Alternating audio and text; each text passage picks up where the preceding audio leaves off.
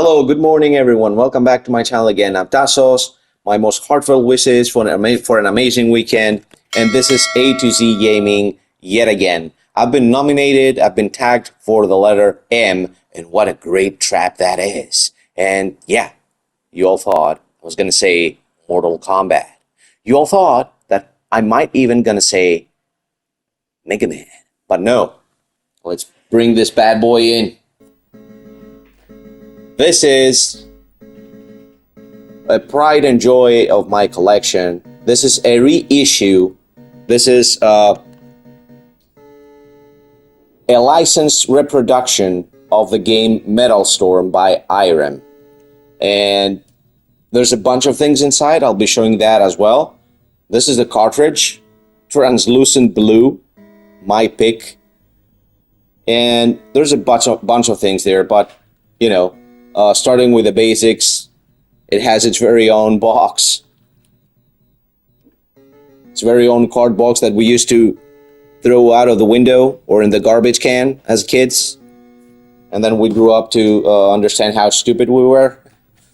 A manual, remember those? We used to read them in the toilet and then we throw them in the garbage. Stupid kids. Stupid kids. Anyways, Metal Storm is a masterpiece, yeah, that not many people talk about. They just brush it off. You know, some people know the name, some people know the title. It came out in 1990 by IREM.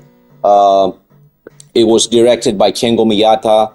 The lead programmer was Hikaru Yamashita, and Yutata Kiyoshi was responsible for the sprites and graphics, which are really impressive for this game. You know, this game is pushing the NES limits. This is obviously a game for the Nintendo Entertainment System. I got a reissue, a re-release of the game that was like, dude, I don't even know. Was it like in 2017? I'm not really sure. I'm looking at the box. Yeah, maybe I should have thought that earlier to give you a more clear. But yeah, the game itself came out in 1990 by IREM. An amazing game. The story goes like this. The year is 3521. Good Lord. I'm not really sure what will exist by then. I mean, not us. Us definitely not. But I don't know if human civilization will exist by then. Yeah, I don't want to go too deep into that. Anyways. And the story goes like this. There's this battle station that's been established on planet Pluto named Gigadeath, and it has a gigantic laser beam. And that one malfunctions and starts destroying each and every planet.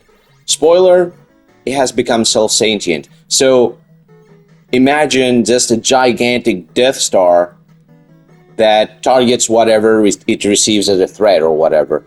And what you do is you pick, obviously, the mecha from this box called the Storm Gunner, the M308, to infiltrate the station, battle all the hostiles there, and some big bad bosses, and try to destroy the laser gun.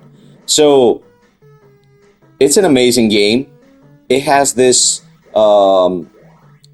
mechanic where you use the change of gravity. You can manipulate gravity, so you can move from the floor, or what you receive to be the floor, to the upper level on the ceiling and start working on it as if nothing is going on. And you changing the gravity also changes the dynamic of the environment. New doors open, bridges open and close, and that includes you having to strategize a lot. So what seems to be a cheap gimmick in the very beginning, it becomes all the more impressive as the game goes on and becomes gradually more challenging and difficult. And it's an important part of the gameplay. The boss fights are amazing. They're not extremely hard, but the game itself is hard. It is challenging. And I had so much fun playing this. This is a game that once I hooked up on my NES, wow, it was difficult for me to press stop on the record and just make this video. It's that amazing. If you haven't played it before, I highly suggest that you do. And now, as I promised, I'll show you the cool things that were inside the box. Okay, first of all, this thing was inside. This obviously is being sported on my bookshelf on my NES, in front of my NES library.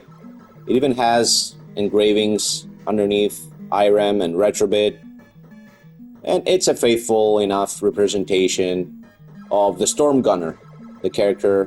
Why am I flipping it so much? The mecha you're using in the game. I showed you the game already, the cartridge. Look at the box. M308, and it has this texture to replicate metal being scratched or whatever.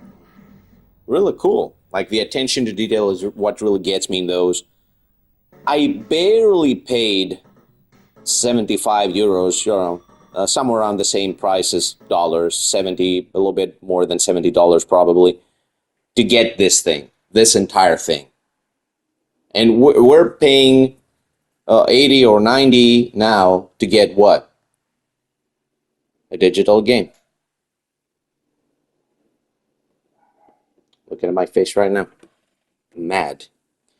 So, oh my God, it smells like brand new. Maybe it's because I don't abuse it or open it all the time.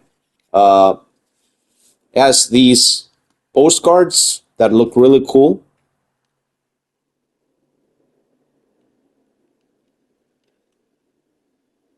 Another one.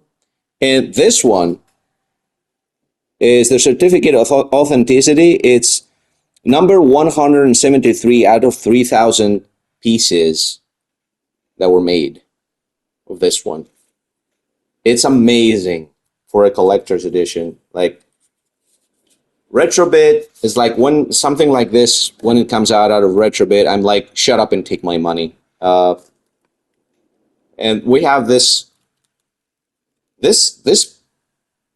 material that this poster is made out of. It's almost like plastic. It's almost like it's that thick.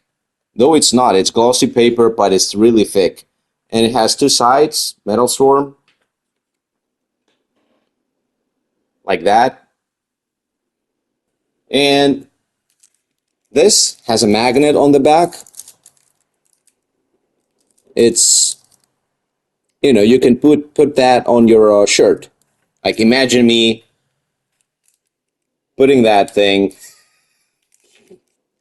Good Lord. Imagine me putting that thing on my shirt like that and going around like a button shirt, you know, a really formal one, and having this one instead of a, you know, a flower or whatever they put here. Some people even put pens because they're freaking nerds. I'm a bigger nerd, but imagine me having that. I'll try it sometime. Oh my God. And of course, here it's still, because I never throw these away, it's the box in which the figure was inside. The Storm Gunner. Yeah, cool stuff. Like, when it's when collector's edition do not include just a piece of paper or a different box, and they have all of that, I think, all of those things inside, including the actual game with a manual. Yeah, I'm down for it. You can have my money. But if it includes, you know, some stupid ideas, yeah, that's my pick. Metal Storm by IREM. I even showed you my piece. I wanted you to see that. I think it's really cool. Hope you enjoyed the video. And now it's time for me to nominate 3 other people for the letter N, which again, the letter N does have quite a few great picks and choices. no matter what kind of games you're talking or looking for, either that, being retro or newer ones, it doesn't really matter. So let's see my picks. All right. I choose Retro Steve for this one.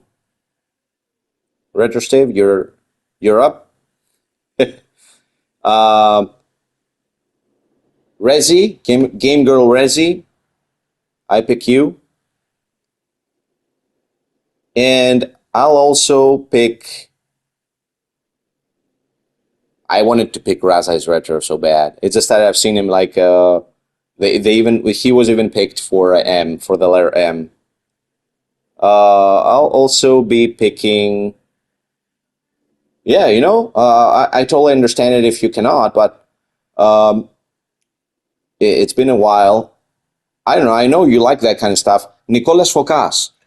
Also, you're up, my friend. And I know, was missing something. I realized this is a re-edit after I made the video. I'll put a fourth person in. I know it's not the rules, but I'll just do it because I feel like it's a disservice if I don't. Galloway Gaming, also, you're up for the letter N. So yeah, that was my video. Albeit a little too lengthy for a simple pick for the letter M, but it was not a simple pick for me, and I hope you enjoyed the whole thing. So thanks for watching, guys. If you like stuff like that, press like and subscribe. It helps this channel grow. And as for me, I'll see you next time. Have a great weekend, and don't forget, there is that challenge on TurboGrafx Splatterhouse just around the corner, waiting for you. So yeah, thanks for watching. Have a good one.